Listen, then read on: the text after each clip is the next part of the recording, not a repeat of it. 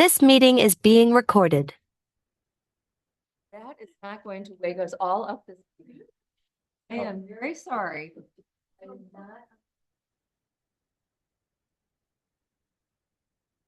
Doesn't. Good boy.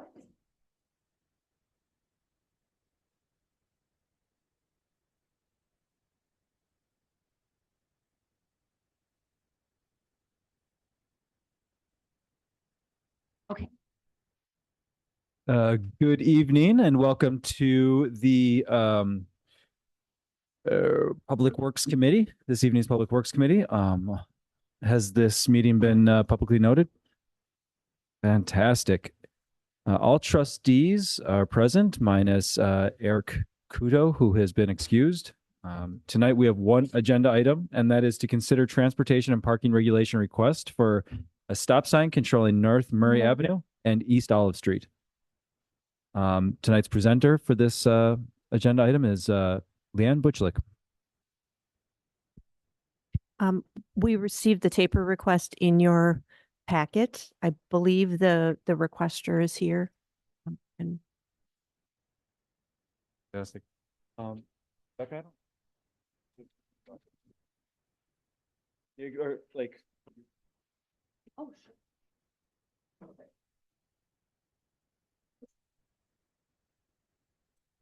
Okay. No, that's better. All right. So we do have the requester in attendance. If you'd like to come to the podium and discuss why you approached us with this item, that'd be great. And just if you could lead with your name and your address and speak right into the microphone. I will. Good evening. I had to climb a lot. Yeah. My name is Judy Norley. I'm here with my husband, John. We live at 2006 East Olive Street, very near the corner of Olive and Murray, which is why we're here. My husband's office faces that southwest corner. We are constantly inundated with horn honking, near misses, some not so near, some accidents we've seen, lots of traffic, pedestrian and otherwise on that street. It's heavily trafficked, obviously, sometimes more heavily even than Oakland. People want to avoid the trucks, the delivery, and some of those stop signs. We've traveled around the area and we have found that between Kenmore and Lake Bluff, there's a 5-block span where there are no stop signs, which has given drivers lots of ammunition to just zip through that area. Just yesterday, we saw a driver at least 50 miles an hour whizzing through there. We're concerned because kids from the high school come up Capitol, come down Murray, cross those streets to get into their homes. And we brought our neighbors here as well. They've got kids and are certainly willing to talk about that. We also noted that there are only 3 major streets that go from Wilson up to Lake Drive, and Olive is one of those, which causes a lot of additional traffic up Olive Street.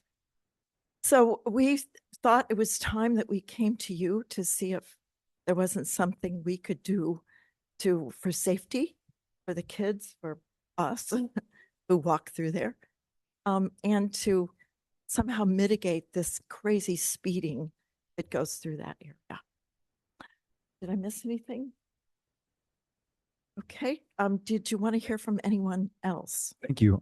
Yes, if there's somebody else any other residents that would like to speak on this matter, please step up to the microphone. And remember to say your name and your address, please. My name's Chris Ponto. We're at 2017 East Olive, and we have 3 children. Ethan's 5th grader. Eva is in 2nd grade. Same deal as parents. We see one thing I would add. Judy covered a lot of what we would say, but there is a lot of people who cause problems by stopping at the when shouldn't. Well, so there's people that come up. We will take steps back and stop, thinking there's a stop sign there, and that is almost as bad. It causes such confusion. you have a lot of parking on there because of the apartments at the end, which is great. They park in the neighborhood, but it also causes a narrowing of the road and more traffic, people stopping, waiting to turn. We've had to coach our kids every day about that intersection walking to school. Mm. You have also Atwater kids going right up Murray, obviously Atwater, Don Murray. It causes a lot of confusion as well. I've heard, you're right, in the spring, I'm outside all day Saturday. Wheels at night, tires, people stopping quickly. And I just think a stop sign alleviate a lot of this and maybe make the neighborhood much safer, because there are a lot of kids on all sides that have the same.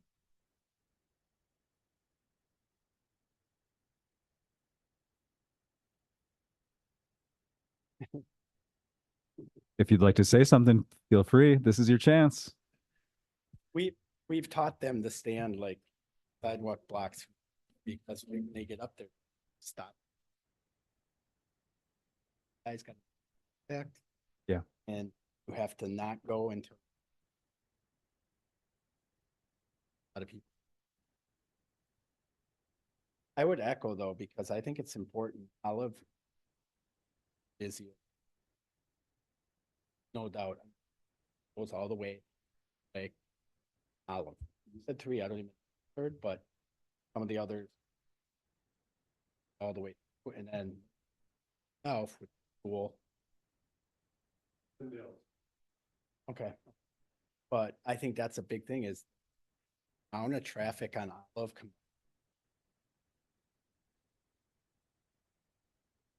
Are you Olive get across the Starbucks coming out of Metro? Mhm. People come out of Metro Mart, they don't go to. They either go all the way to Capitol or they go all the way. It's thoroughfare. My wife's office, same. He's there all day. She here.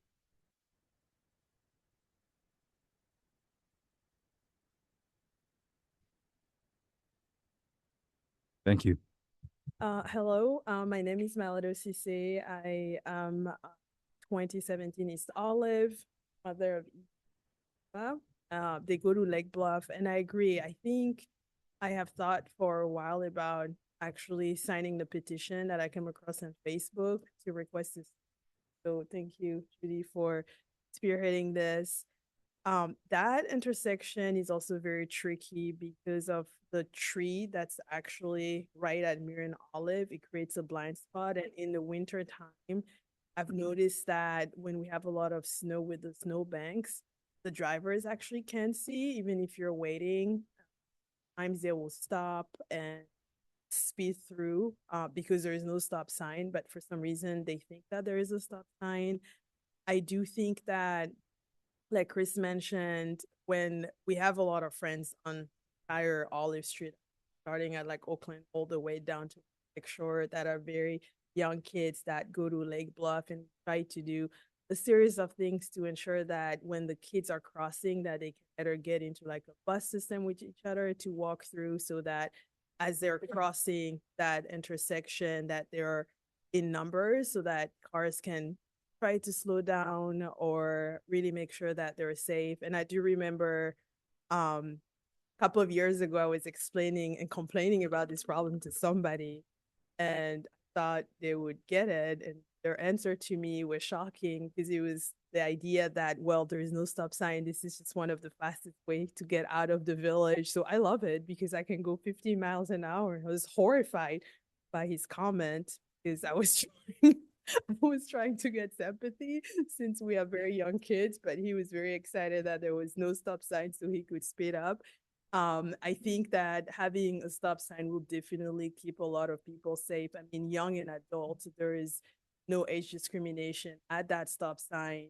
I see everybody just not knowing what to do, and the cars are stopping, different kinds of cars. And I remember last time when we the Sherwood Feast with the buses coming down Olive Street and Mirror, there was such chaos and congestion that it took about 15 minutes for everybody to get resettled. And so I am excited that to talk about whether you're a dog walker, a mom, or a kid that just wanted for old. you. Thank you for your comments. Ethan, Ava, what do you guys think about this stop sign? Thumbs up, thumbs down? Thumbs up. We got two thumbs up. Thank you. Really appreciate your comments, everybody. Thank you so much. Trustee McGovern? Yeah, I'm going to vote for it.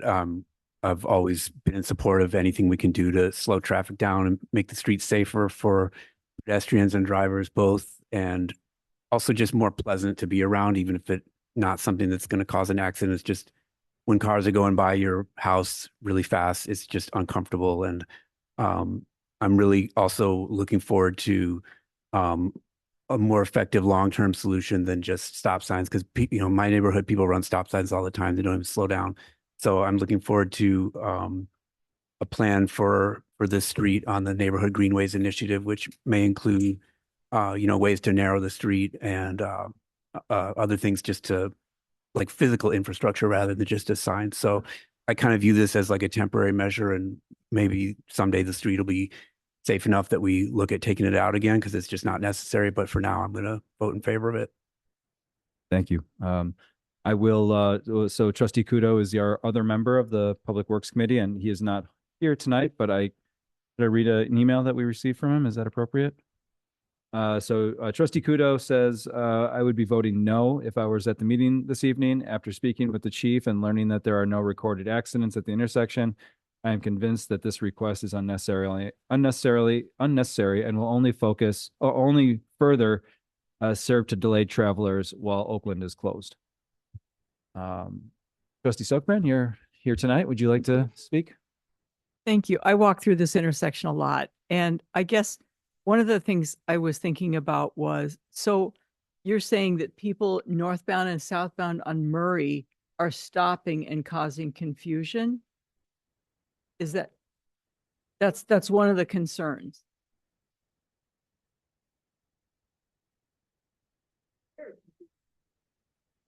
Yeah. And as someone who walks and bicycles a lot, I really feel empathy for, the tinted glass is just, it's terrible. I keep, I get to an intersection, I go like this to someone with the black windows. I can't see you. I have no idea what you're telling me to do. That's a different problem. I guess I'm wondering, would it be, besides the speeding, I understand the speeding issue, and other than directed patrols, which sometimes involves overtime. And of course, with Oakland Avenue, this is all just a very different year. But I would wonder, and I don't know, do we have any, I've seen in other suburbs, the stop signs that have the flashing, running red lights around them. Do we have any of those to definitely make sure that it's more, am I making excuses for people who won't stop at stop signs? The transportation people will say that the more you add stop signs, the less likely you are to have people stop at stop signs, because the more you add, the less they become inured to it. And so I'm wondering, do we have a flashing stop sign? It's more expensive, obviously. We do have some, for example, we have them at the Morris and Beverly intersection. For some very specific reasons. I would not, there's nothing unique about this intersection that DPW would recommend their placement here. There's dozens and dozens of intersections just like this one, and it'd be very difficult to put in place a policy saying that we have these here. Why don't we have them at, 2 or 3 dozen other locations that are very similar? So if it has to become a part of a policy decision, do we have a village policy that says if someone requests a stop sign, they get a stop sign? Do we need a policy to say at this intersection for the east-west on Olive, can we put in a flashing red stop sign? We do not have such a policy. So we could. I mean, as opposed to putting in yet another stop sign and making yet another 4-way stop, we could put in the flashing stop sign for the east-west. I I don't just- think it's an issue that Yeah. people don't see the stop sign. I think it's that they choose to ignore it. It's not an issue east-west. It's an issue on Murray because there's no stop signs for about 5 blocks. So people are taking So it's Murray. a speeding issue. It's not a, It's a speeding issue down Murray. until they then stop and then It's it's maybe a little bit more confusion complicated issue. than just speeding because that intersection can be confusing. So you've got people that are speeding sometimes, but also other times not knowing if there is a stop sign or not. That's causing confusion. So it's not really a flashing red light, a flashing stop sign situation. It's more of like something needs to be done to control north south. That's the issue. Thank you. I will say that over my time on the village board here, we've seen a lot of stop sign TARP applications come through, and I agree a lot with what Matt said. I think stop signs, and with what Kathy said, I think a lot of the times stop signs we can overdo it in our village. And it's hard to say that to you folks because you guys are specifically looking at one intersection. But the more stop signs we have, the less it's impactful to the drivers. I live on Morris, and we've put several in on Olive coming up, from Morris to Oakland, and you can just see people now just kind of rolling through all these stop signs. But this is an area that I have not only I've talked to a lot of your neighbors, and I get the same feedback. There's not one person that I've talked to that said, no, we don't need a stop sign there. I think everybody, including one of our trustees, Wesley Warren, who lives right on the corner of that intersection, couldn't stress enough how he hears the honking daily and nightly, especially during the night. So I'm very sympathetic to that, but I do agree with Matt. I will support this, but I do agree with Matt that in the future we have to really rethink about how our roads are constructed, and if there's room for such things as traffic circles and narrowing, or things like that. I'd be supportive of that more than I would be supportive of continually to put stop signs throughout the whole village. But this intersection is an intersection that I'm very familiar with. I've talked to a lot of residents, and then hearing from you folks tonight, I am very sympathetic, and I would agree to make a motion to move this forward. So, Matt, if you'd like to do the honors. Sure. I move to direct the DPW to install a stop sign under the village's taper program at the intersection Murray and Olive. Actually, you're making a recommendation to the village board. Oh, okay, right. All right. Well, Friendly. that's my recommendation. That's my motion. Yep. I'll second. Okay. All in favor? Aye. Aye. And Trustee Kudo is not present, so it's a 2-0 vote. Thank you so much, everybody. Appreciate it. So this will now move to the full board. Is that this evening? Later tonight? No, It'll be- sorry. Next meeting. Apologize. In 2 weeks. Yes.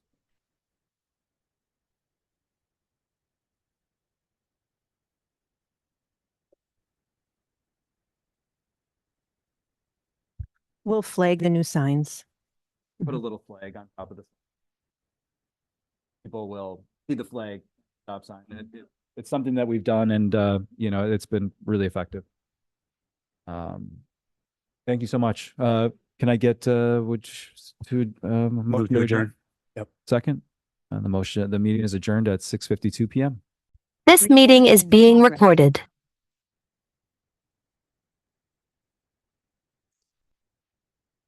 I would like to call the Business and Finance Committee meeting to order at 7:00 on March 2nd. And we're going to talk about the utility, the water utility and the rate requests we have before the Public Service Commission. And thank you to David for all the work you've done on the request for information about where we stand with our request and how it will affect our budgeting, not only this year, but possibly going forward. And so I believe the memo is from you, and so I'll hand it off to you. I believe Trustee Warren is en route. So I think we're going to go ahead and start. Let him join us. That's fine. The rate case, the rate case was sent to the Public Service Commission in this last December of 2024. And then it's been comprised of it's a two-step rate case. Initially, I thought we were going to try to have a multi-year rate case and kind of have a continuing rates increase, but the PSC didn't like that, and so we settled in on a two-step rate case. One of the things that's new about this rate case for the PSC is that it includes the financial assistance program, which is going to be built into the rates, and that is like the first such type of request for the PSC. So it is a precedent-setting thing with the PSC. So getting back to the timeline, so we filed in 2024. We call it the filing phase. The application was filed, and after we send the file, they come back and ask us several questions, and we provide them with answers to the questions. And that was between December and September of 2025. The PSC staff reviews the case for revenue requirements. They have a public hearing, which took place last December, and then a commission memorandum, which was issued in January of 2026. In February of 26, the commission met because the issue of the the financial assistance program, and they basically put their approval on the financial assistance program and how it will be administrated. They left the remainder to the PSC staff to decide on the rates. So that's where we are waiting for. The other part of the question is, how does this impact the budget? So when we originally put the rate case in, well, first of all, I want to back up. The rate case was together, assembled, and submitted by City Water last December. And when that was put together, the thought was that the rates would go into place in the middle of the year. In 2025. Yes, of 2025. So that didn't happen. There was questions going back and forth relating to the financial assistance program. So we're talking about the impacts. The impacts for the rate only, and I'm keeping this to what was expected and what actually happened as far as the PSC Commission's rates. So as far as the water revenue in the year 2025, we lost out on revenue of $270,000 for the usage, and for public fire protection, the village lost out on $72,000 worth of revenues. Is there a handout of the Q&A? Oh, I do my not have a internet's been down all handout. day at home, and so I don't have that. Anyway, okay. Go ahead. Yeah, so so for 2025, we're looking at a net impact of $343,000, right? So that the question, I guess I answer the question of what's the impact to the financials other than the loss of revenue after I talk about 2026, because we still don't have a finalized rate from the PSC. We're talking about 1 quarter at our old rates, and that nets out to $134,000. So for the first quarter of 2026, right, we are still expecting to be on the 2024 rates. Yes. So even though they approved something in February, we're still back to where we were in December of 20. They approved the FAP group program and how it is administered. They did not approve rates.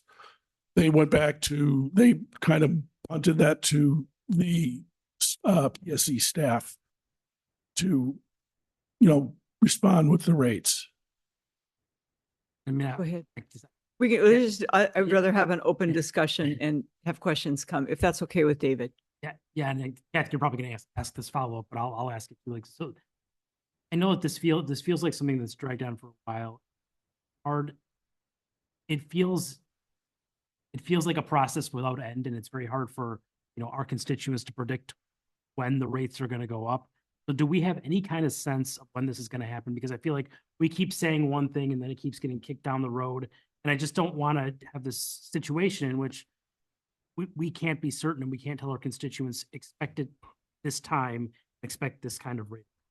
And I guess the overarching point is we went in for a 40% rate increase. Is that correct? I mean, I just was kind of going back through the long range financial plan or the budget. It said a 40% rate increase. We were asking in December of 2024, but it was a two-step. So a certain amount would have been the first Right. year, or did we not go in? We went in for see, that's where I'm confused. Right. Okay, just to clarify, we had gone in with saying a multi-step was We was went the in for idea, multi- and the PSC staff had been very receptive to it. And at some point, And that's a standing deal. Multi-step well, rate increases are common. when I say multi-year, I mean like a 3-year or 4-year. They were receptive to that idea because we wanted us, rather than have these big bumps for the utility ratepayers to have these sudden big bumps. So we We wanted wanted our to try 40% multiple. spread over like 3 years. Is that correct? That was what we talked about originally. The PSE was receptive to it until they weren't. And then we came back and said, what, can we do a 2-step? And they were fine with the 2-step. Okay, so we applied for the multi-year 40% over 3 years, and they said, no, we'll let you do, are we at the point where we know they have said we can do 40% increase over 2 years? Yes, it's not 40%, it's 45%, 45%. in the 45% range. Or did that change from the budget year, from the budget? I thought when we did the budget, we were going for 40. There was not anything located within the budget. You may be thinking about the long-range financial plan, which are estimates and not finalized. And were not finalized at the time that this PSC rate case was submitted. So what can we tell residents to expect? We're looking for a 45% increase spread over 2 years. Is that accurate? Okay. Just to answer the original question is what are we expecting as far as the timing and what the rate increase is going to be? Rate increase, we don't know, but we have it like in a range. So I'm saying 30%, and that we expect to have that by the next utility billing, which is in May. Okay, and then that 30% rate increase starts in May, goes through May, 3 more quarters. Yeah. And then when is the next change in that rate? And let's just call it an increase, right? It's an increase. Right. The next change would be for the March of 2027. 15%. Yes. And again,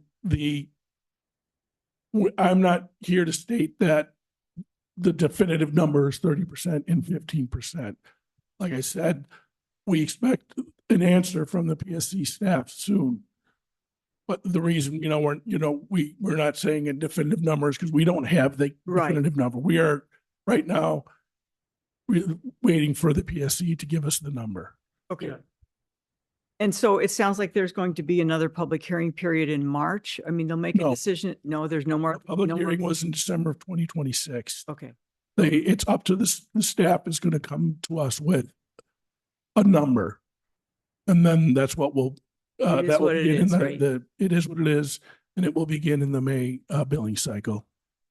Is there a drop dead date for when PSC staff would decide to appear on?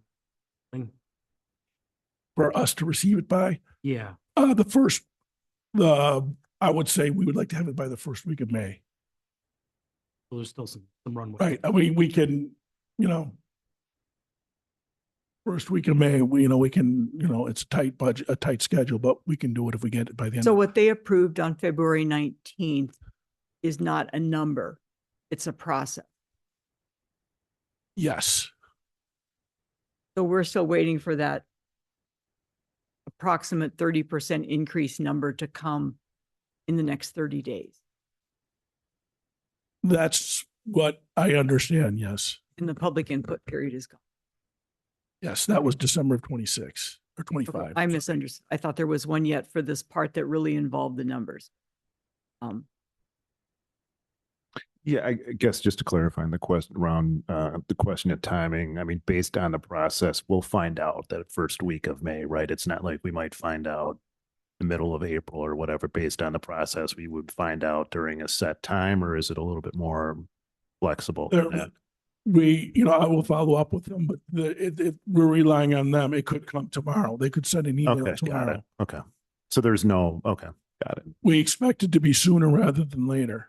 And that's from City Water's like a lot more experience than I have with this process. Okay. All right. Thank you.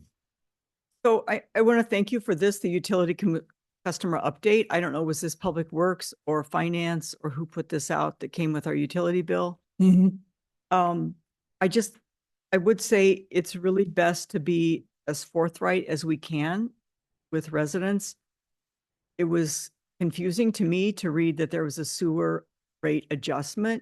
I mean, maybe that's the language that sewer rates don't go through the PSC. So we think if we just are very clear and we say it's an increase, later in the paragraph, we get to an increase.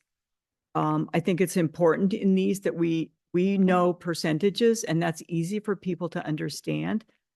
So if we could add percentage increase every time we come out with a utility customer update, call an increase an increase, don't call it an adjustment, please. And if you can include the percent increase, that we just need that transparency and clarity so that people read this and think, well, what are they telling me? It's an adjustment. We want to have integrity in our communication. And so that's why I bring this up. So there's the two charges, the volume charge, and then a separate paragraph about the connection fee, but we don't actually say, we say what the connection fee will be, but what I don't think we said how much it increased. So it doesn't have as much meaning as it could for residents. Do you see what I'm saying? Right. Is there a reason we can't be that transparent? It's not, the intention was to keep it as simple as possible. For connection fees, there are multiple rates depending on the size of the connection. I see. You know, I'm guessing if you put that in a chart and you just update that chart each time, I throw that out there. I'm willing to, I'd love to look at it with you and see if we can improve the clarity of this. The other thing, the streetlight charge, I know this is off, but I'm just going through the utility update since it's here. We call it a streetlight adjustment for corner lots for 2026. But I'm wondering if what we really meant there was, it's a streetlight charge rate increase and it's village wide. It's not just for corner lots, right? Well, It no? may not be an increase depending on the property and the length of the parcel. So it could go up, it could go down specific to the parcel. That would be good to know, I think. And then, of course, the last item was a water increase anticipated May 2026. Clearly, we could have put in there, we applied for a 40% rate increase or whatever. And so it would at least give people an idea that we're not looking at 1 or 2% here. We're looking at a much larger number. And an estimate is an estimate, and I think people understand that. And I think they would appreciate it. My other question relates to, the shortfall. So how far, I believe, we talk about we need, for our reserves, we're taking all this, what we didn't get, we're taking it out of our cash reserves. And I believe we're using cash flow management. How low? We do try to keep, I believe, our reserves at 25% of operating. And so with this deficit of, is that right? The policy for the general fund is 25%. I thought for the utility. We try to maintain certain coverage ratios when we're doing the budgeting. But there is no reserve amount set in policy. for, in a long-range financial plan, it says the village also targets cash reserves for this fund to be approximately 25% of operating expenses, as customers are billed quarterly for the previous quarter's consumption, while vendors are paid monthly. So it would appear that we have a 25%, that's our target. And I just want to know, because we went into those reserves, how far from 25% have we? I can't tell you that off the top of Okay. my head, but I can send you an email tomorrow. Okay. The members of this committee, email tomorrow with that number. Okay. I do know that it's, after 20, we're around $4 million after 2025, unaudited, income, sorry, after the 2025, statements. So we're around $4 million for water In the, in reserves. the, yeah, the or net just in the overall reserve budget? balance. Yes. I just looked at, revenue. I don't know where your 4 million is, but the long range financial plan, we have like basically a $20.5 million operation. 25% of that is $625,000. So if we have 477 going out of the reserves to pay for the deficit, we're still in line with our target. But that's Right. Kathy math. and it's not- I'm not concerned about that. Okay. The concern would be when you tap in reserves for, if you have a structural issue. This is not a structural issue. This is a delay in expected revenues. Understood.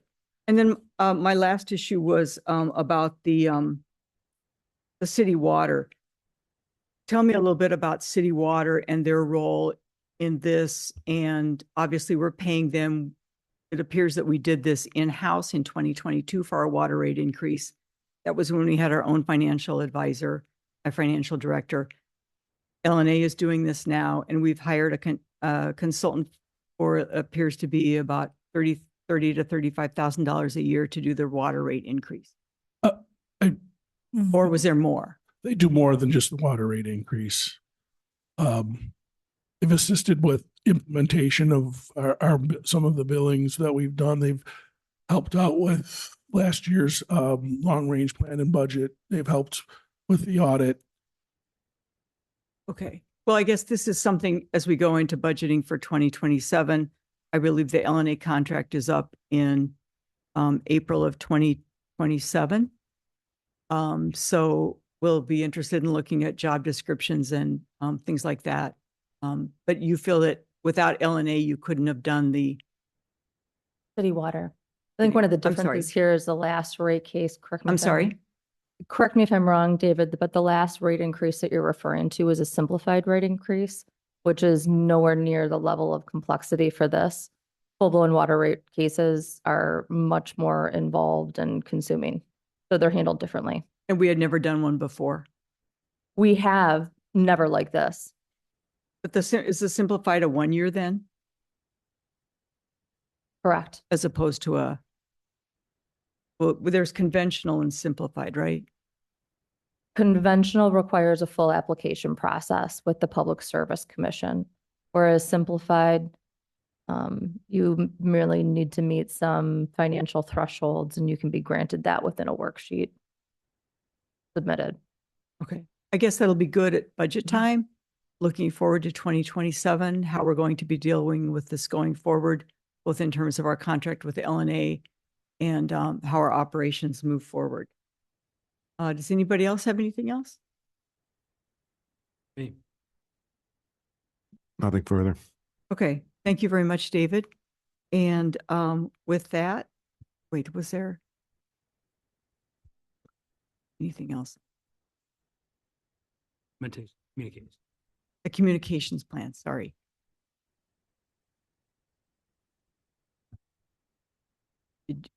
With the communications plan, Captains. You like me to summarize it? please. Yes.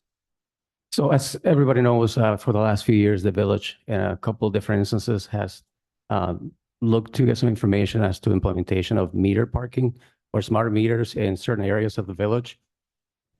Early last year in February, the village approved the release of a proposal to seek vendors for the implementation of the paid mobile parking. We received, I think, 11 submissions, and we reviewed them. We made a recommendation to the village board. And then in August of last year, the board decided to reject all the proposals. Two main reasons. One is we hadn't had the chance to seek community input, mainly from businesses and residents.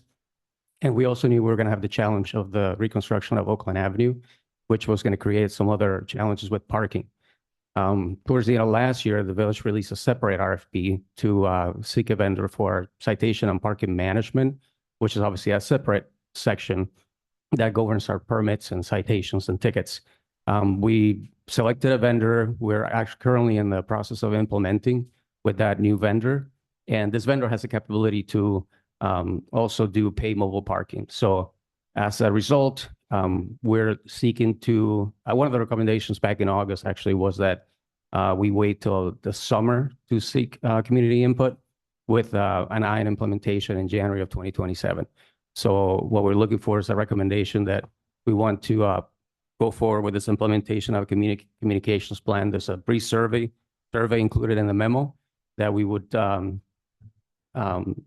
disseminate through social media, the Shorewood Today Summer Edition, to get information and feedback in June of this year or July, with a target of presenting to the board sometime in August with our findings.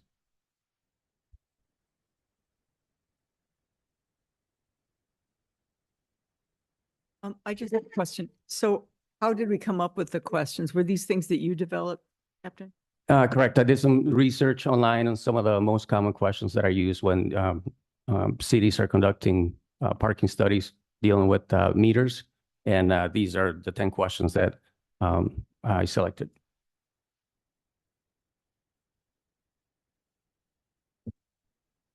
I wonder if it would be helpful to also include, if we do this, what the current parking, I know this is not simple, what the current parking restrictions. So like if people know, when you say what hours enforcement do you think the village should adapt? You could say currently parking is restricted. You know what I'm saying? I kind of feel like you need a little bit of a context. So that's, I would just, do people know that right now you can park certain streets, for times and things like that? That's what's the thing. If I was doing this, I would appreciate the background, knowing current parking restrictions. I know it's not simple, but I don't think that precludes us from including some basic information. So people will get an idea for how big of an ask is this? Like if we can say we're already regulating parking to this level, you know what I'm saying?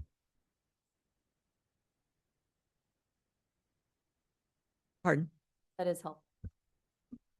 I mean, it would definitely increase the length of the survey by quite a bit because the parking regulations are different depending on what area of the village we're looking to implement. So I'll be just a little concerned that people just won't complete the survey. There goes your 10-minute survey. Right? Yeah, right. Could be something we could just put in a chart. I don't think people will know. Is there any way to give this somewhat of a quote unquote scientific feedback? Like, is there any way, we have no way of knowing, or I was going to say, could you just query Shorewood residents, but actually the whole point of the meters is somewhat to capture people coming to our village and using our parking. So maybe that's not, so somewhat like 30 people from Whitefish Bay can fill out the village survey about parking in the village of Shorewood. I mean, you know what I'm saying? Maybe that's good. From working on prior surveys, I don't believe that there's a way to make it scientific given the tools that we're using and that we're trying to use on an inexpensive basis. And so there is that risk, right? There's always that risk that someone's going to take it more than once or something of that nature. But I think what has been successful is when we use this and do get the immediate reaction from the public.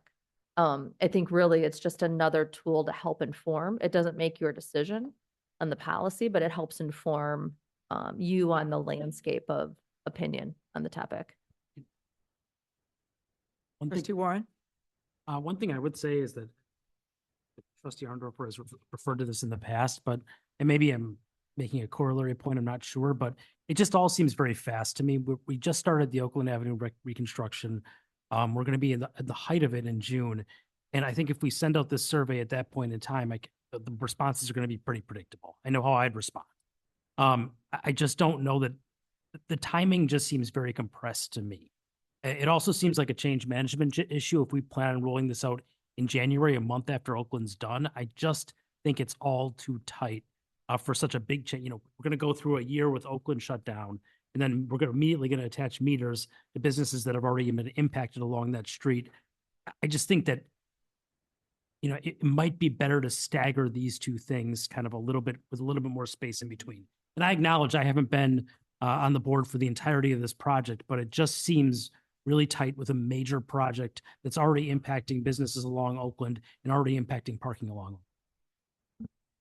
Yeah, I would, I mean, I've been in favor quickly on this in the past, I would say, but my head was kind of, Trustee Warren's was just in terms of, you know, if you blow up, you know, Oakland, how are people going to feel about parking? You know, it's probably a big question. So, I mean, I have some questions around survey itself. I don't know that we would want to go out and preemptively ask, you know, what rate should the village charge or what should the hours of enforcement be without really understanding if it is of any, you know, one plan over the other. So, I mean, I would, given we're at 728, I think I would either defer for further conversation, or just kind of articulate our next steps.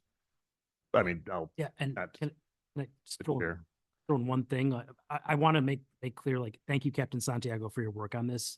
I know you've worked tirelessly on this project, and you know this is not a criticism of you. This is more of just us trying to manage the community and manage all the change that we have going on across the various projects. So I just wanted to commend you for your work on this. It's not a reflection on your work at all. It's just us trying to, you know, right size this and bring it up at the right point in time for the community. And I would agree. If we're going to do this, we want to set ourselves up for success as much as possible. I mean, I think we all know this is from some emails and communications, there's going to be opposition, and you know, just because we have $300,000 to $500,000 dangling in front of us doesn't mean that we need to do something way.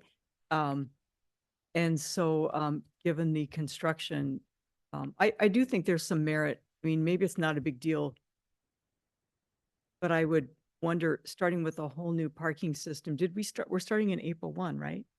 With our new. The target date is the end of April. Yeah. And maybe that's an easy transition, but if it's not, that might be another advantage to not working so quickly. So I guess I'm gonna, is this something where we were looking at possibly January 2027? Is the committee prepared to do something perhaps? I mean, could we defer for, I mean, to kind of discuss it? I mean, You could defer to another standing committee meeting, or you could make a recommendation. If you did defer to another standing committee meeting, I'd want you to think about whether, to Trustee Sterkbrand's point, you want to defer this until 2027 or 2028. right, we're at 7:30 now, Yeah. so Right. We'd I be would- losing a revenue piece for 2027 that would be significant. So I would Yep. move, is there a motion to defer until the next standing meeting? The next budget So and moved. finance? I'll second. Is there any discussion on the motion? All in favor? Aye. Aye. Motion passes 3-0. Is there a motion to adjourn? So moved. Second. Moved in second, all in favor? Aye. Thank you. Thank you, Captain. It's already 7:31. We gotta move.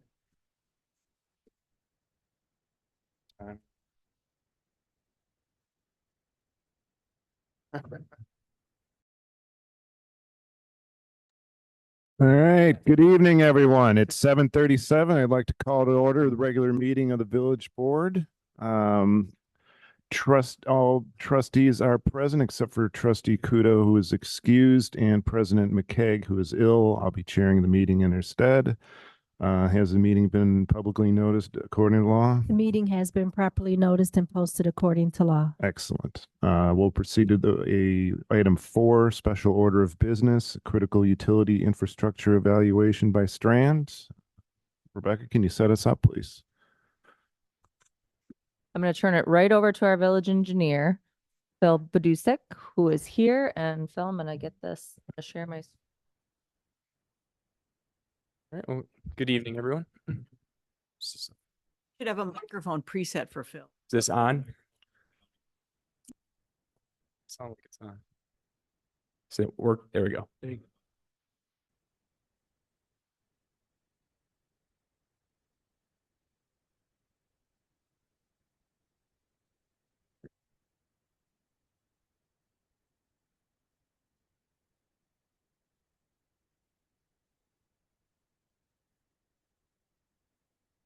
You could just go to the third slide.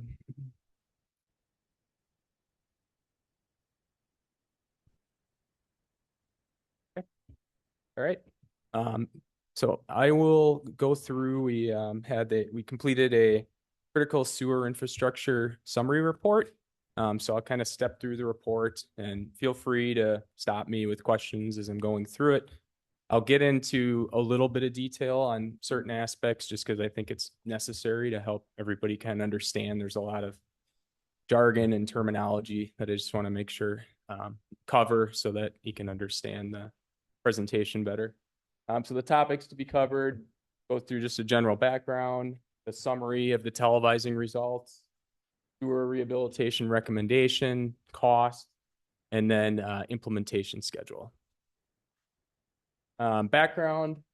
So what the report focused on is reviewing kind of the critical infrastructure, which we deemed as kind of sewers that were either deep, large, or difficult to access, meaning they were like under some sort of structure, that sort of thing.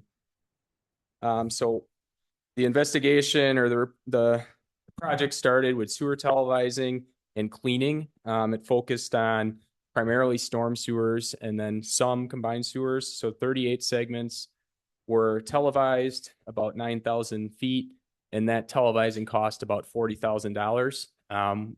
We did have in that contract, so Vision Sewer was the contractor who completed the televising and cleaning. We were worried there'd have to be heavy cleaning, like large debris in the sewers, but there wasn't. So that was really good because that was costing, we had $46,000, I think, in the contract for it that didn't need to be used. Sewer sizes were up to 72 inches in diameter and depths up to 43 feet. So summary of the televising results. So the way the sewer televising works, they have this pipeline assessment and certification program, PACP. So grades are assigned to the sewers based on the televising, the number of defects, and that sort of thing. So it's hard to see up there, but like a grade 1, that's just minor defects. So the sewer's in pretty good shape. There's no failure foreseen in the near future. Whereas something like number 4, there's significant defects, will be a grade 5 within the foreseeable future. Pipe will probably fail in 5 to 10 years. So it's getting to be more of a concern when it gets to that level. And then 5 is obviously the worst. So pipe has failed or will likely fail within the next 5 years. So that's kind of your, you see that, and it's an immediate red flag to do something. Types of defects that you might encounter: cracks in pipes, infiltration, so water running into the pipes, crustation on the pipes, holes, pipes that are offset, all those sorts of things. So on the bottom of this table, there's some abbreviations. Like CL would be cracks longitudinal. So that's a crack like running the length of the pipe. crack or CM, crack multiple. So these will kind of come up throughout the presentation. So that's why I'm going over them here. ID, infiltration dripper. So that's water's kind of dripping into the pipe. It's not gushing in, but it's dripping. IGF, infiltration gusher joint. So that's more of, like almost a hose, water's flowing in. And then FM, fracture multiple. So just like it says, multiple fractures. This slide is an example of a televising report. So this is what VisiSewer provides for all the segments they televise. You can't see everything on there, and I don't expect you to. Basically just kind of runs through the pipe from one manhole to another, and then lists defects and how far they are from the manhole, and then it grades them. So this was one of the more severe segments. So where all those little red circles and yellow triangle or diamonds are on the right-hand image, those are all defects. So on a clean pipe, you have nothing there. On this pipe, you can see there's a lot of them, and it's a lot of fractures and various, concerning things. And then on the bottom, they have there's a scoring system that adds up the number of defects times their grade and gives a score. So 52 for the structural rating. Oh, perfect. So 52 would be the structural rating. So there's, there's an O&M rating and a structural rating. So O&M would be roots in the pipe, drip infiltration into the pipe, things that aren't structural in nature. Structural would be the cracks, holes, offsets where the pipe could potentially fail. So these scores then are added up and they give a total score of 72, which is high for a pipeline. And so specifically, this is the outfall north of Capitol through Estabrook. Correct. Yep. So this is probably the most concerning segment. So that's why I pulled this one out. And is it just interesting that the collapse in Whitefish Bay was also in a park? And Is it near just the last random? pipe, yeah. Just random? I assume so, but yeah, I There's thought no of that science- too. There's no science behind it. Not that I'm aware of. Yeah, I mean, there's not, it's the river wouldn't like back up into it and create it, or I don't know if there'd be fumes or something coming off the river that might have it corrode quicker. The lake, is a completely different water body. The only similarity is that it's under parkland. Yeah. And it's the last kind of segment adjacent to the water body. So yeah, these are kind of where I'm saying these are all the scores or the ratings for the defects, and the reds are 4s and the yellows are 3s. And then this, can't see it, but that's just distance from the point where they started televising. And then there's a lot of FMs for fracture multiple and whatnot. Infiltration dripper would be the O&M. So those are the 3s. So yeah, this was the most concerning segment. So that's why I pulled it up here, but this is the example of the report. Any questions on that? I do have one other question, and that is, it's a county park, but it's village property.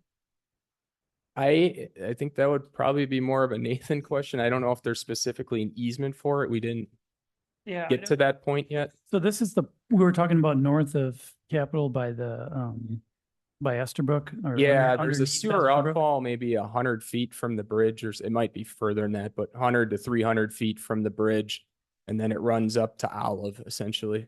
We could look, so the question is who owns the land on top of it? I guess basically, I'm or- county, looking it's for Estabrook Park, so- financial liability here. Yeah, Like, is there any well- way we could work with the county on this? It's what? Yeah, and you probably have a prescriptive Yeah, easement I'm because sure it's we been have, there no doubt for we have an more than easement. 50 Yeah. years. But whether there's a formal easement document that says you own, 30 feet of easement, I'm not sure. If it's probably our it's our responsibility to maintain it, so. Yeah. Yeah, if there's an issue, well. But that's why we do this preventive camera work to identify those identify, before yeah. we get that far, right? Is this one of the older sections? I I don't know if we have good records on the age of it, but I'm sure it's on, going on 100 years old. Material is brick, so. Yeah. Sorry, maybe I'm behind everyone else on this. So I'm looking at this, I see 13 grade 4s, 6 grade 3s. And I'm wondering, are these cumulative in that, everything for grade 4 is pipe will probably fail in 5 to 10 years. So we got a bunch of those. But when we have all these grade 4s, wouldn't that bump you into like grade 5 cumulatively? I guess. Yeah, in the implementation plan, I don't have it in a 5 to 10 year window. I have it like 2 years from now, essentially. Yeah, because when you look at the photos and whatnot, it doesn't look like something you want to put off very long. So, but realistically, it's not. I'll get into what the rehabilitation method is. It's not a under $100,000 project to do it. So, from a budgeting standpoint, I don't know what the village's funds look like to go out there and, do it this year or next year. So realistically, I put it out 2 years, I think. It's a 6-foot diameter pipe. Correct. Is it the biggest one we have? Yes. Well, you have a combined sewer that's 78, that's newer. But yeah, that's the largest storm sewer you have.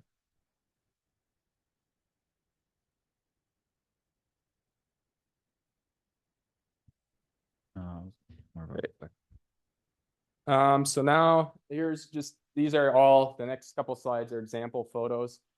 So this is the infiltration gusher. You can see, this is the water kind of shooting in from the crack up here. So that was the only grade 5, and that's considered an O&M, not a structural defect. So that one isn't as concerning. There isn't a hole or anything, but it is coming in quickly. So it's something you want to address. Just for reference, geographically, can you give us cross streets on that one? Looked at some of these, but I didn't look at.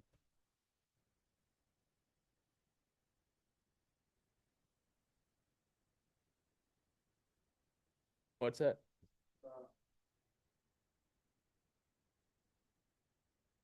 Oh, yes. Okay. Yeah, it's between Morris and Ardmore. And this is all in the street, right? Yeah, this one's in the street.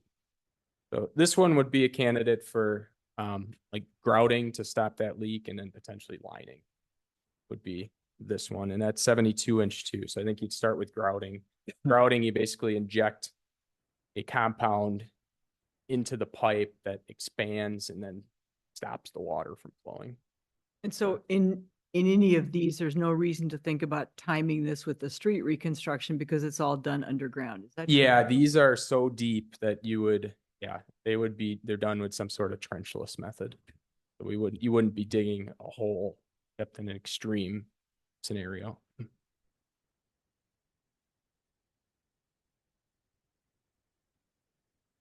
Curious, how old are outfalls are due for replacement? I don't know the specific age on these, and I don't know if we do. I don't really old. I would guess they're in the 80 to 100-year old range, despite the fact that they're brick, and that's kind of when stuff got built in the village. What materials do we use today? What are like modern materials for this? For this, you'd use reinforced concrete, or you could use Hobos, which was used on the relief sewer project. PVC doesn't go that way. PVC, I believe, only goes up to 60. And ductile iron only goes up to 60. So it'd probably be Hobos or some sort of reinforced concrete. Or do you form it or do you pump it in with some sort of a structural thing to hold it in place? What do you do? For a rehab on this, yeah, this would be lined, this sort of segment. I did talk to Vision Sewer about it just to make sure that the defects weren't so severe that it couldn't be lined. Because sometimes if it's near failure, you can't line it. But their opinion was you'd be able to line it. So they put in a liner, which gets pushed into the pipe, and then it has a compound in it that cures and hardens. And you basically have a pipe inside the pipe when you're done. So that's how you'd rehabilitate this sort of pipe. If it was a new pipe, you'd tunnel it. like they did on Edgewood, MMSD project. You tunnel in, yeah, your concrete or. So would you then pump in concrete to make the new line? No, you don't have to pump anything in. It's integral with the liner Oh. itself. So the liner is impregnated in a resin, and then that resin concrete, I is just- cured essentially by hot water or steam or UV, and then that cures the resin and it creates that pipe inside the pipe.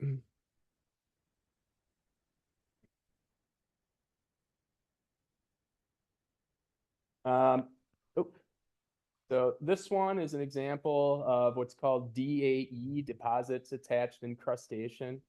You can see all this white residue that's just build up from calcium, magnesium, whatever's in the water, and it's solidifying like a cave, essentially. You've got, a stalactite or stalagmite growing in the sewer. So these can be ground off.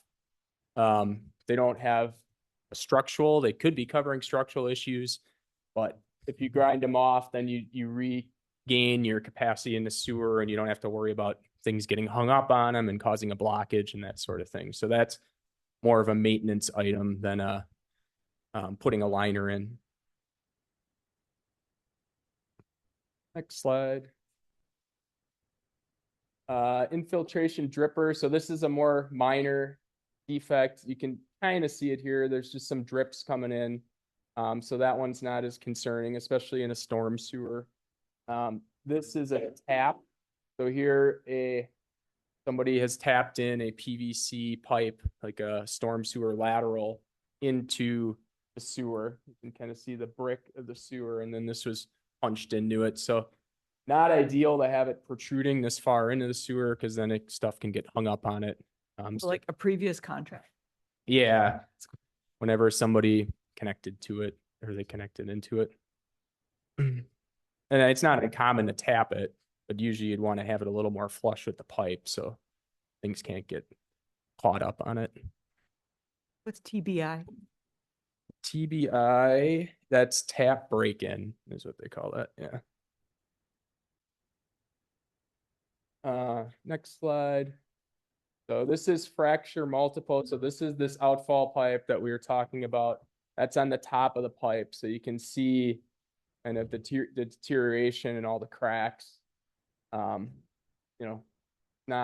Looks definitely starting to look concerning over here too. There's some more cracks. So there's a lot of this going on in the pipe. This isn't only isolated area.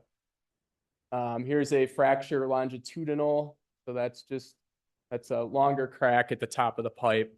This one was rated a grade 3, so not as severe as the grade 4. And you can kind of see the difference. This obviously looks a little bit more concerning than that one. Next slide. So what would happen if that one failed? The grade 4? The grade 4, then, eventually you'd have a sinkhole. Material would start to flow in, keep flowing in, and just kind of grows. The hole grows. And that's the one in Estabrook next to the river. Do we know of that compromised section? What is it like right under the road? Most of this seemed like it was between the road and the river. So the worst part seemed like it would be in grassland or, there's a couple paths there. It might be in that area, but it wasn't all the way to the road. It was west of the road, which is good. I looked at Very that good. to make sure. Yeah. And understanding that we're just dealing with a visual here, what degree of certainty could you say you have based upon this that you're rating worth making $2.3 million? I mean, it's all we got, right? Yeah. The way to do this is with just visual. Yeah, I mean, someone is could what- potentially walk into this pipe at 72 inches and look at it and make an assessment based on that. But yeah, I don't think, yeah. And it might not tell you a lot more than the camera tells you. Okay.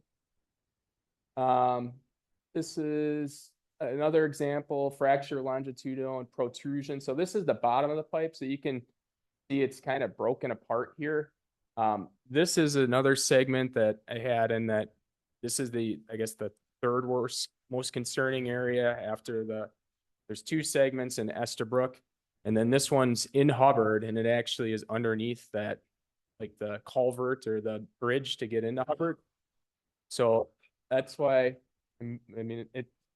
this is on the bottom, so at least it's not coming from the top, but it looked concerning enough that I thought this one kind of warranted the same repair schedule or rehab schedule as the one in Estabrook. And then this is, again, on that outfall pipe, you can see a hole, and we were all struggling to figure out exactly what is going on here. It looks like they may have put some sort of concrete liner over the brick, and then we're seeing the brick, or we weren't sure if this was a form that they put in there. But regardless, it's a hole that is not supposed to be there. And, that's just one of the defects in that segment that has many defects, but there isn't material or anything coming through it. So that is good. If there were material coming through it, it'd kind of be like an emergency. Let's fix it now. But there isn't. And it was a grade 4 too, is how Vision Sewer rated that one.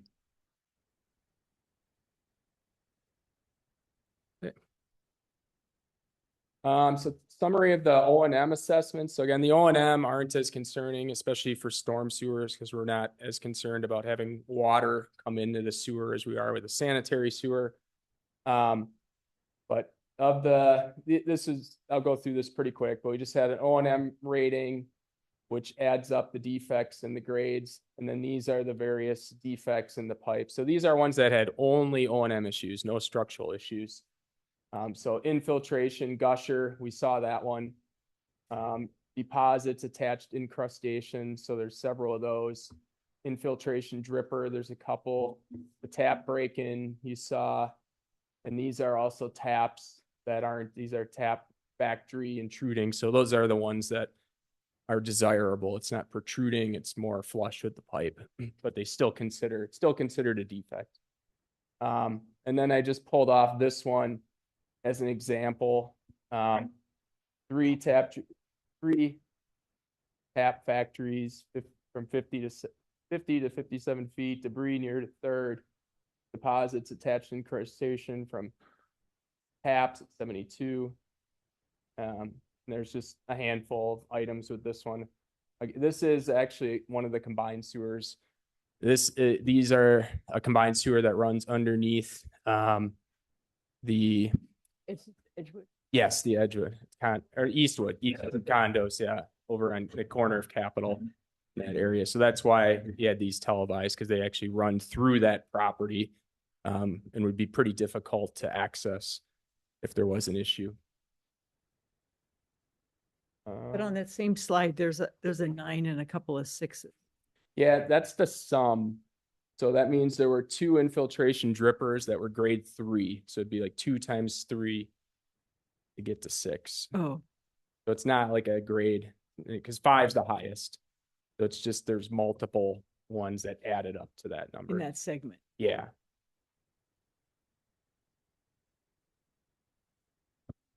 So now the structural assessments. So these are the more concerning ones. The 5155 to outfall, that's the most concerning. This second one here is the one in Hubbard. This third one we have highlighted. This one had a lot of crustation in it, and the camera couldn't actually get through it. So it jacked up the score really high. It needs to be televised and finished televising, because they couldn't do that. So we have that on for kind of an immediate get this televised. But as far as structural defects and that sort of thing, there weren't any that had immediate concerns. So that number is a little Kensington misleading. and Woodburn or something. Find that. We're looking at 5295 53. Yeah, it's on the very north end of Woodburn, the northernmost segment. So that one, like I said, it looks alarming, but that's only because they couldn't finish the televising. at this point, at least. Maybe when the deposits are gone, it This will, was the only place they couldn't do what they wanted to do. essentially, yeah.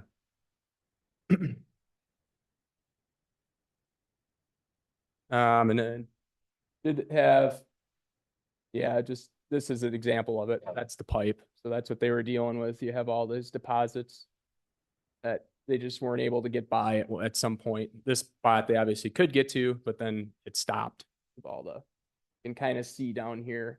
Looks like it's starting to go around the full circumference of the pipe. Any questions on that? So can you just say in general, knowing that we have these 3 hotspots, were you surprised given you've known our infrastructure? I was Obviously- honestly surprised there wasn't more, given the age of it. You know, they only have, I guess, 3 segments essentially that were, you know, in kind of a fix in the next 5 years. It was somewhat pleasant news. It was too bad that they're the biggest and pretty difficult to access ones. But yeah, it's not too surprising for 100-year-old infrastructure.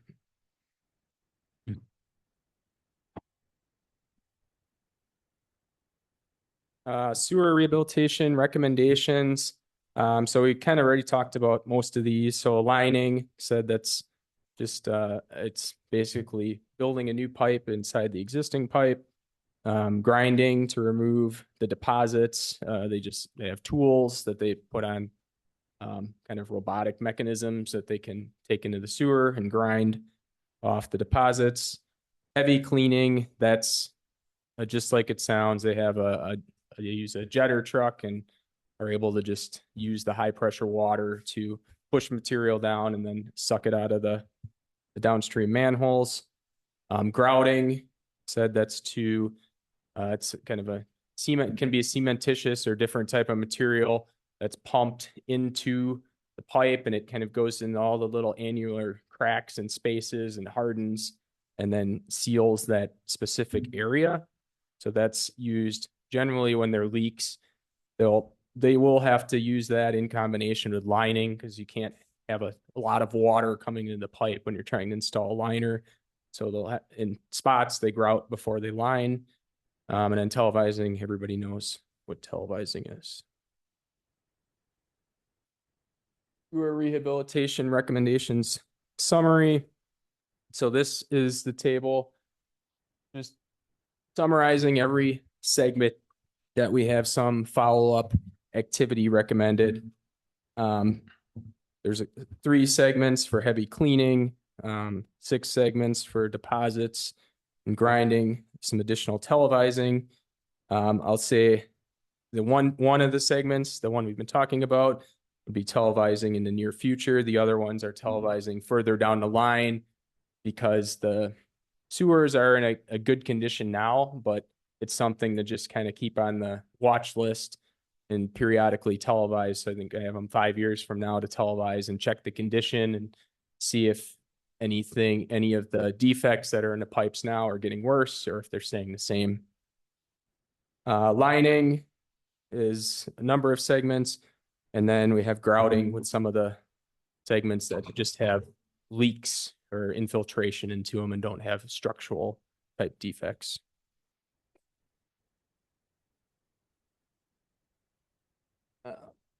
This slide shows the rehabilitation locations. So this is the 2 sewers that we were talking about by Estabrook for lining. Here's the sewer we're talking about. Well, there's more that are recommended in the area, but there's the one that's specifically underneath the bridge and has the most concerning videos in Hubbard. But then there's a couple upstream of it too that are recommended for lining and cleaning. Televising the segment by Eastwood, grinding in this area, and then this spot is kind of a watch list, televising, and then potentially future lining down the road, depending on how the condition of the pipe, it's conditioned in 5-10 years from now. Opinion of probable cost summary.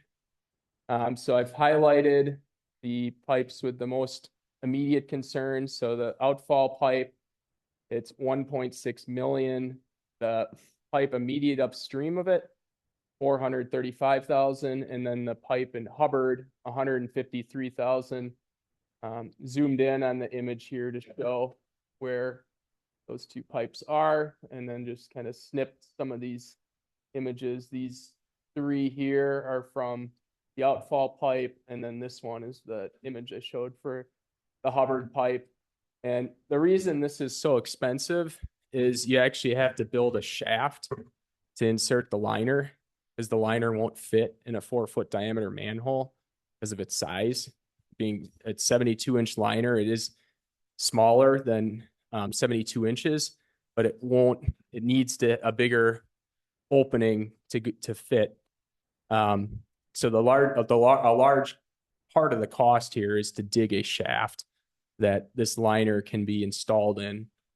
So that shaft would be somewhere, it could go anywhere along the line. Really, it probably would go in the location of an existing manhole, so that manhole would be replaced. And then you wouldn't, you'd have a new manhole after the project, and it'd be a larger diameter. So if you had to do any lining in the future, you'd have that access there. So that's a large cost. And then the liner itself has cost. There's potential bypass pumping. And then their access in the Estabrook too. They need to get down to the open end on the outfall pipe too. So they have to maybe, we built in some costs for temporary access to that side of the pipe. So that's kind of why that one costs so much. The Hubbard one isn't too bad, 153,000. It's only 36-inch diameter. So that liner will fit in a standard manhole. So there isn't a 40-foot deep shaft that has to be constructed. Then the rest of them are just, we'll get in the next slide after this one is the, well, 2 slides from now will be the implementation plan. But that'll kind of go through and group these into kind of logical projects where they make sense to kind of combine work. So next slide. So this project, we said it was all the very deep and larger diameter storm sewer, and then just that select amount of combined sewer underneath Eastwood. So we do recommend televising the remainder of the large diameter combined sewer that is older. There's the 78-inch was installed, I think, in the late 90s. That when I guess we do have it on here. It's probably good to take a look at that. So this is all the combined sewer that's 36 inches and larger that hasn't been televised. So we do have, you can see we have a cost in here for heavy cleaning, which hopefully wouldn't be needed. It wasn't needed for the storm sewer. But we're estimating about 120,000 to televise all the combined sewer. So the Downer reconstruction did not include sewer. It did. So why would we know?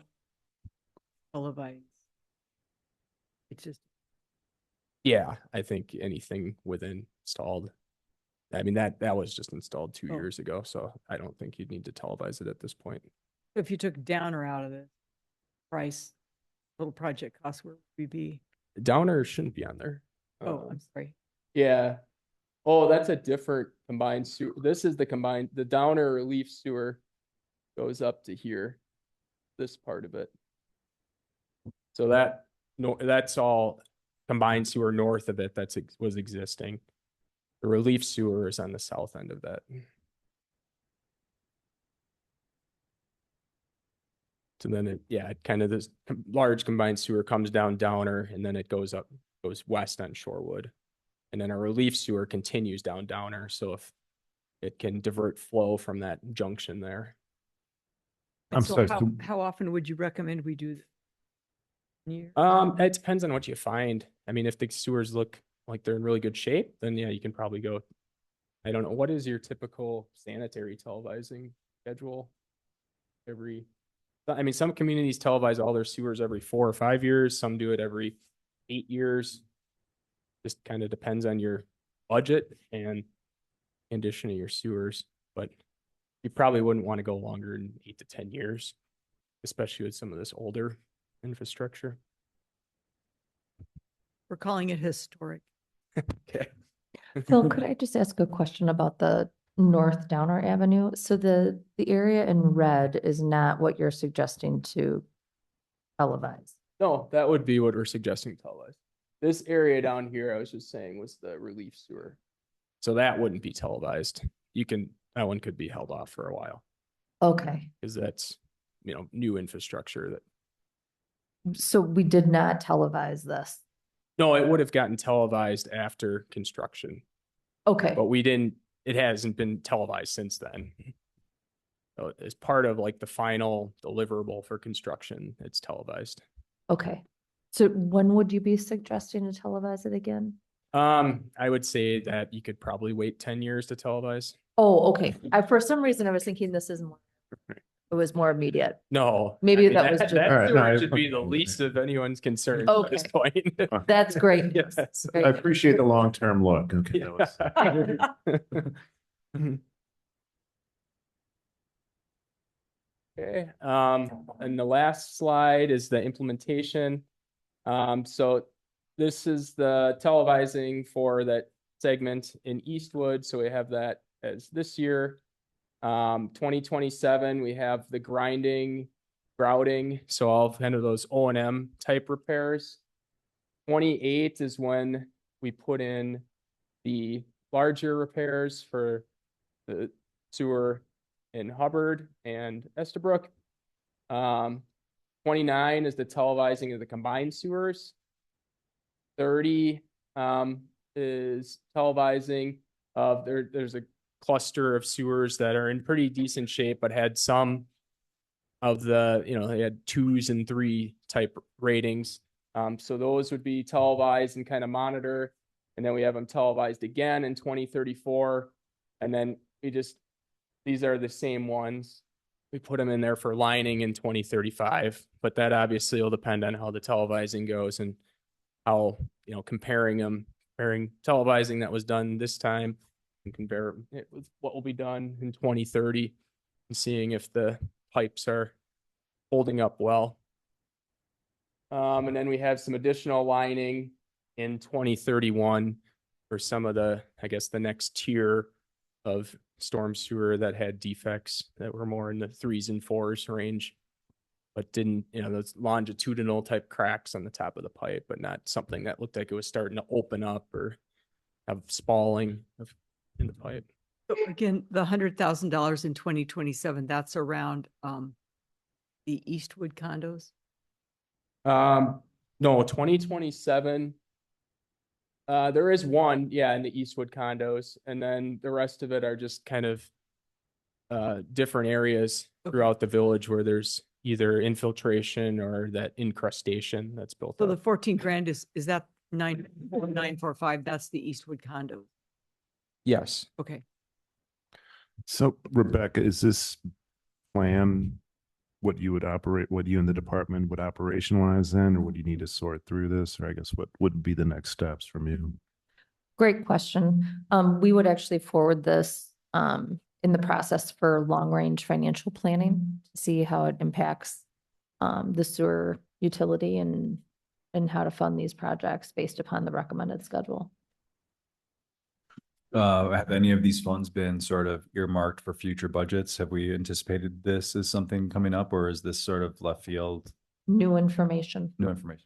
So we'll work it into the pro forma when we do our next LRP, which is coming up Okay. shortly. But would these kind of projects typically be funded by the sewer fee on your water bill? They would be funded through sewer rates. Yeah. Meaning like revenue bonds. Correct. Some of these larger, for example, in the 2028 for the 2.3 million, yes. A revenue bond through the sewer utility. Correct. We would do it as we do now, which is the sewer utility would pay for those sewer improvements through the rates. I guess the bottom line here is we think we're covered for the very near future. But it's great to have this. I mean, I think when we all felt when something really catastrophic could have happened in Whitefish Bay, it's great to have this because we know our infrastructure is at least as old, if not older than theirs. And so this gives us the data is great to have to make a plan forward. And, we just have to figure out how we can make it work with the rate increases. I'm really grateful. I concur with Trustee Stoker-Brand. Thank you for this. It is a big number, 2.3 million in 3 years, but this gives us some runway to think about how to fund that, how to communicate it, all those things. And it's good to know where we stand with respect to some of the older infrastructure. So thank you. Mm-hmm. It's easier to, cheaper to pay for it if it's planned than unplanned. Well stated. Any other questions or comments? All right. Would this, thank you very I much. do have one. So then would this come just to in the form of the LRP, or would we have more input before it comes to us before that? Would it come to business and finance or DPW, or will you just put it in the long range financial? We will put it within the long range financial plan. And we could discuss further then.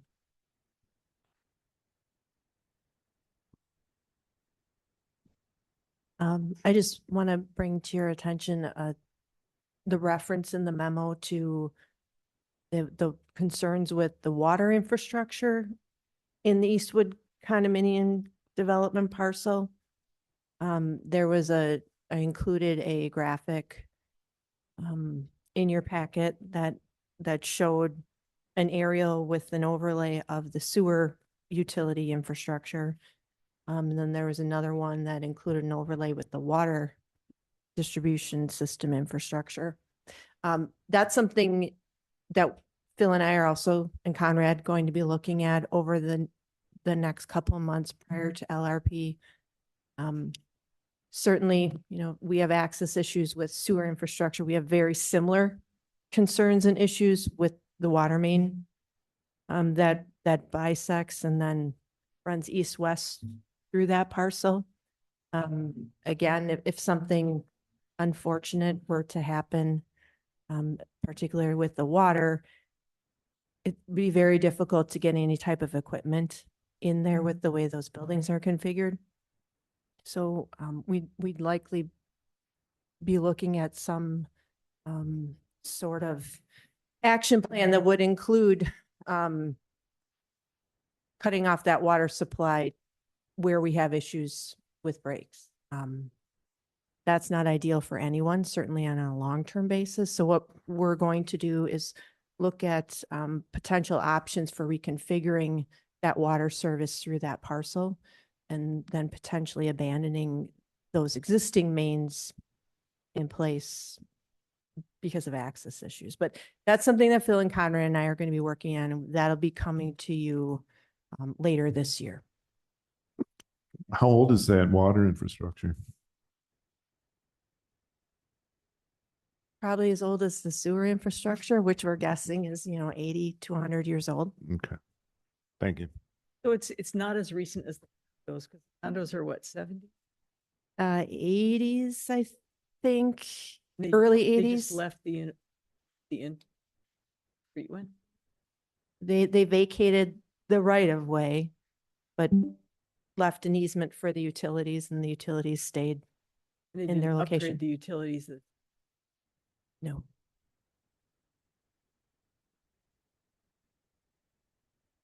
All right. Thank you. All right. Move on to the consent agenda. Is there a motion to approve the consent agenda? So moved. Second. Any discussion?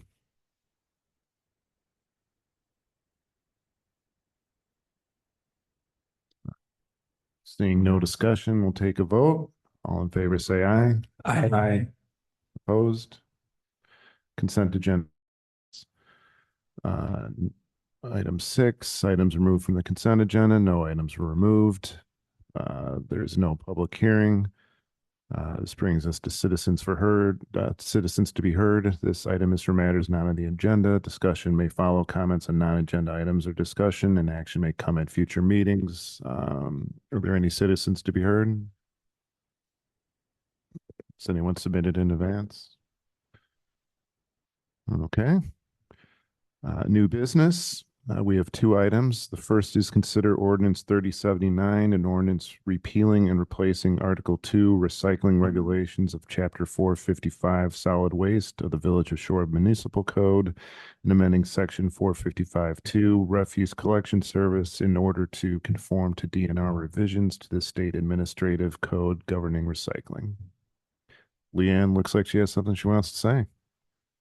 Just very briefly, the state changed the codes that regulate recycling for municipalities and responsible units.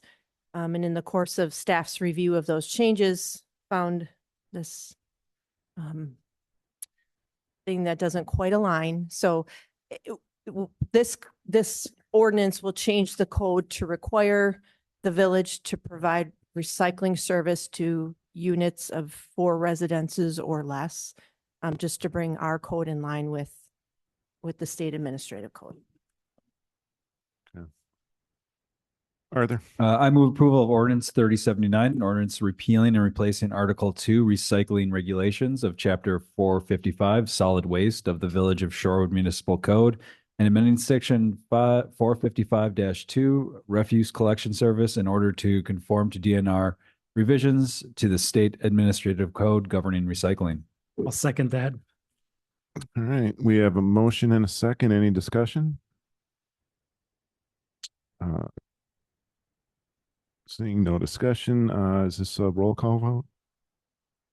All right.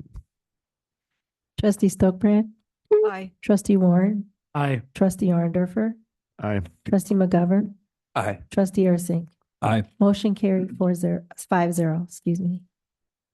Okay, and the next item, there's no action on this, I believe. Update on policy 44, lead service replacement program, financial assistance and disconnection process. So, as you know, we have an ordinance that requires a property owner to replace the private portion of the lead service line during a village project with that specific intent. Our financial policy makes reference to giving a property owner 2 opportunities to participate before they become ineligible for financial assistance. So there's a bit of room for interpretation there. So I wanted to run through you how Conrad and I, DPW, have interpreted and are applying these 2 items.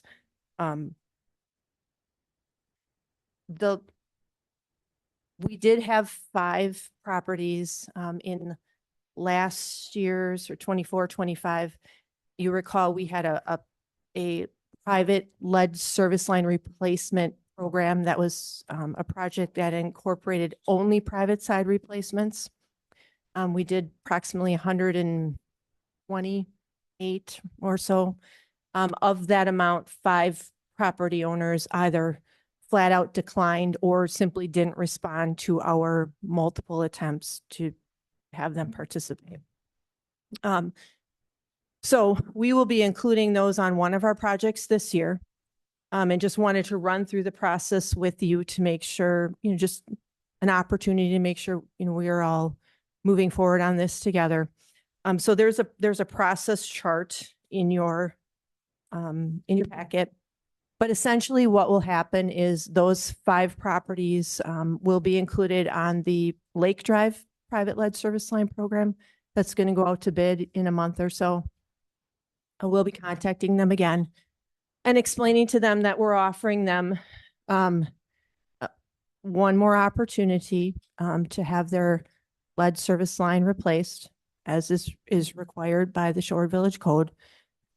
If we do not have a response from them, we will, by a date that we'll identify, we will then begin a disconnection process. And that process is if you were here at the time that we did meter replacements, it's the same process. There's multiple points of notification, including placarding the building itself, certified letters, et cetera, up to disconnection, which, is not our goal. Our goal is to replace that lead service line. Unfortunately, disconnection or the threat of it is really the strongest tool that we have. When we get to that point, if we go all the way to the date of disconnection, actually move into disconnection, turn off the water, that property owner then is no longer eligible for financial assistance through the Water Utilities Financial Assistance Program. They will have to consent to giving us access to replace that service line in order for us to reinstate their water service. Certainly hope that we don't come to that, though I'm expecting it might very well happen with at least one of these 5. We do a lot. In the Southwest area, we have as you know, we got the bipartisan infrastructure law funding, which covers 75% of the cost. So the residents the property owners in that area are looking at a bill of about $750 to replace their private lead service line, which is that Southwest? Yes, Southwest, which is a phenomenal deal. Yeah. And so we've really been working really hard to really just keep pestering people like, you do not want to pass this up, because if we move on, it's, this is a one-time deal. Yeah. When we come back, it's going to be at least twice that, probably more. So I don't know. On some of these properties, we probably made 6 or 7 attempts at contact. And I've really asked Conrad to do that. And I think he feels similarly because, we have this incredible opportunity. We cannot do that on every property going forward. We simply, don't have the time, manpower for that. But we're really trying in this one because of that cost. But for these 5 property owners, assuming, we're all on the same page after this conversation, we're going to start making attempts again to contact them. Let them know that later this year, we're going to be back looking to replace their service. And this is kind of what the process that we're looking at if we don't get any response from them. All right. Trustee Ursink and then Trustee Warren. Have we made face-to-face? I didn't quite understand. Did we make face-to-face contact? Are we going door to door and talking to people face-to-face, or just sending these letters out? Both. Both. Depending. Are we finding it as a lot of these are duplexes where the owner isn't on site that you're having problems with, or is their owner occupied still having problems with those? I would say it's a mixed. With the Southwest area, for those, I think we had like 16 or so that we hadn't had responses from. We did do like door to door and then like door hangers basically. And then we did send letters to the property itself and like where that property owner resides. Both of them, obviously there have been issues with the mail system with bounce back and everything like that. But like Leanne said, it has been like I know it says minimum 3 on here, but for Southwest, it's probably been 6 or 7 times. And we've tried the utility billing, phone numbers that we have, and any emails we have from previous projects or any sort of contact. Are we figuring those specific ones are duplexes where the owner does not live? Probably a majority of them. At that point, like when we went the door to door, we are asking the residents that are living there, hey, do you have landlord contact information, or can you get a hold of your landlord type of thing? Because I know a lot of those residents receive these forms and just throw them out or don't really care because they don't own the place. But yeah, I would say majority probably. Yeah, I say duplexes, but single family homes are as well. Okay. Thank you. Trustee Warren? And I mean, I think you kind of answered this already, and I understand there is some flexibility in how you approach this, but I just wanted to make sure, I'm reading through this. I think this is the case. We're following a largely consistent process in terms of how we're approaching this and in terms of our follow-up. I just don't want to open us up to the argument that, hey, you tried to contact my neighbor 15 times, you only knocked on my door twice. That's not fair. You didn't give me enough chances to respond. I understand, obviously, it's a little bit case by case, but in general, I would assume that we're following the same kind of method and number of contacts.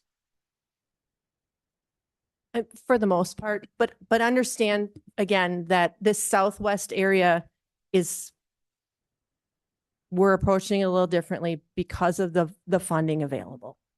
Really don't want anyone to miss out on this opportunity.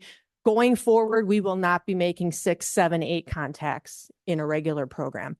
They're going to get the minimum of 3 that we mentioned. Any other questions? Trustee Stonebrand? At a certain point, then the threat becomes to turn the water off, right? And then don't you lose an occupancy permit? Well, there's no occupancy permit for residential properties, not So if you existing. don't have water, you can still be in. No.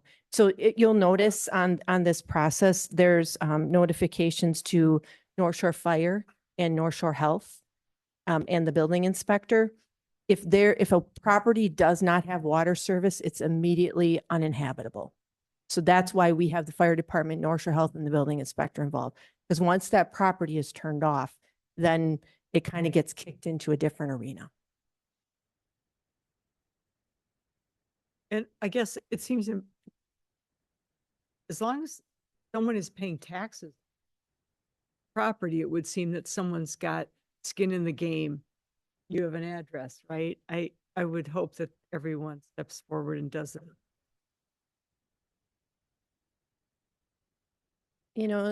I will say that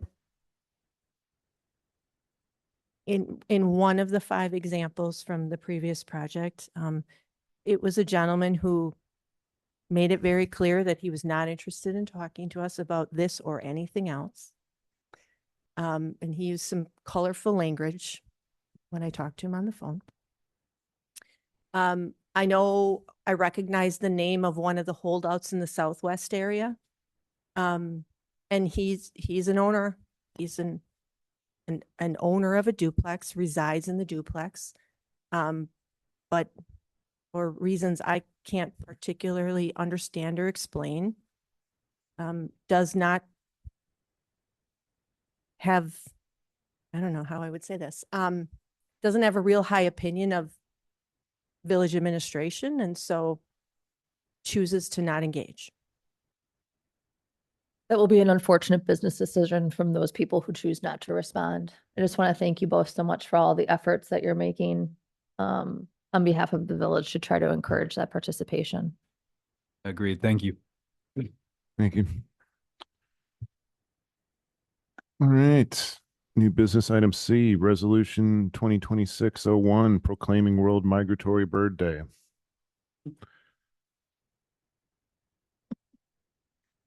Okay, this is an annual resolution that comes to the village board requesting you to approve so that the Conservation Committee can highlight World Migratory Bird Day.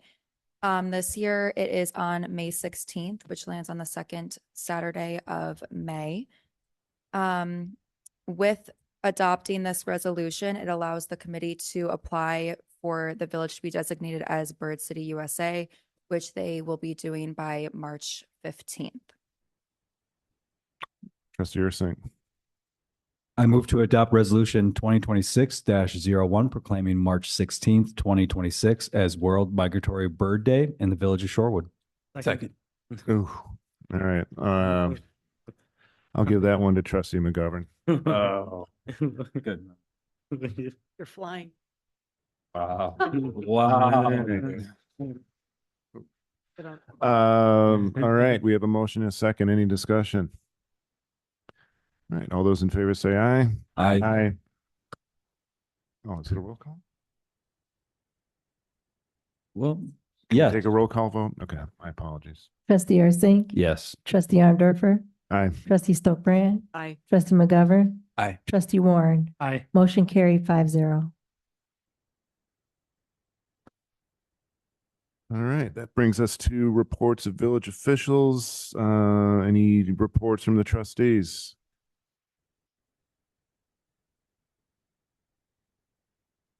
Are we going to read the proclamation or no? It's now the time. All right. Would someone want to take it? Arthur, we would welcome you to read the Please. proclamation. Thank you. All of the above. This is a resolution proclaiming World Migratory Bird Day in the village of Shorewood, whereas World Migratory Bird Day is observed annually on the second Saturday in May to recognize the importance of community science to migratory bird conservation, and whereas migratory birds are some of the most beautiful and easily observed wildlife that share our communities, and whereas many citizens recognize and welcome migratory songbirds as symbolic harbingers of spring, and whereas these migrant species also play an important economic role in the community, controlling insect pests and generating millions of recreational dollars statewide, and whereas migratory birds and their habitats are declining throughout America, is facing a growing number of threats on the migration routes and in both their summer and winter homes, and whereas public awareness and concern are crucial components of migratory bird conservation, and whereas citizens enthusiastic about birds inform about the threat they face and empower to help address those threats can directly contribute to maintaining healthy bird populations. And whereas since 1993, World Migratory Bird Day, or WMBD, formerly International Migratory Bird Day, has become a primary vehicle for focusing public attention on the nearly 350 species that travel between nesting habitats in our communities and throughout North America, and their wintering grounds in South and Central America, Mexico, the Caribbean, and Southern U.S. And whereas hundreds of thousands of people will observe WMBD gathering in town, squares, community centers, schools, parks, nature centers, and wildlife refuges to learn about birds, take action on conserving them, and simply to have fun. And whereas WMBD is not only a day to foster appreciation for wild birds and to celebrate and support migratory bird conservation, but also a call to action. Now, therefore, be it resolved, the Village of Shorewood, the Village Board of the Village of Shorewood does hereby proclaim May 16th, 2026 as World Migratory Bird Day in the Village of Shorewood, Wisconsin, and urge all citizens to celebrate and this observance to support efforts to protect and conserve migratory birds and their habitats in our communities and the world at large. Passed and adopted by Shorewood Village Board, Milwaukee County, Wisconsin, the second day of March, 2026. Beautifully done, Arthur. Thank you. Thank you.